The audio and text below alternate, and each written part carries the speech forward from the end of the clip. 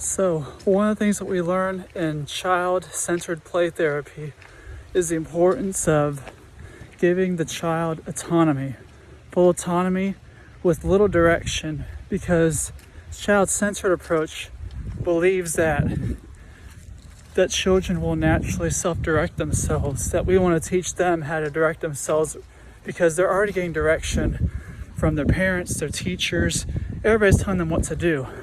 So in the therapy room, from the child-centered theory approach, is that healing happens whenever we can give the children autonomy and feeling that they're in control. Because a lot of times in their lives, they're not in control, especially when things traumatic has happened to them. And I find that what really helps me to work really well with really young kids, especially those that don't want to do therapy, is like creating an inviting space where you have different toys, but it's also your approach too, that I'm gonna give little direction.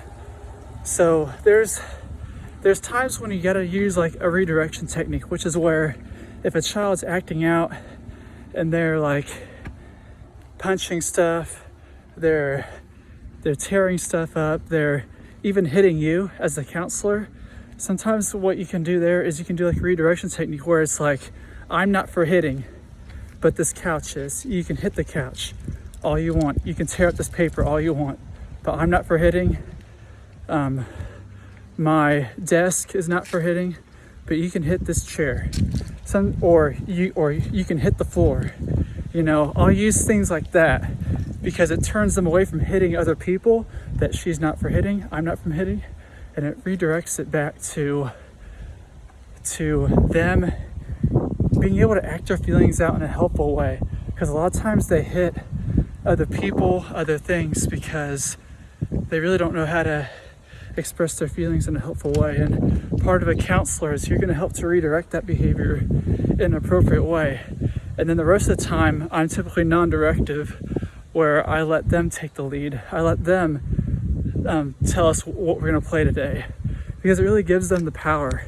And sometimes you'll have some kids that they'll like, okay, tell me what to do.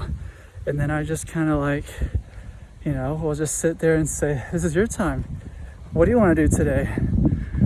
But some of them do need a little bit of direction, and that's kind of what I do as a counselor. If a kid's really having a hard time, especially with kids who have troubles like being decisive in life, sometimes I'll go ahead and, we got this. Choose what you want to do.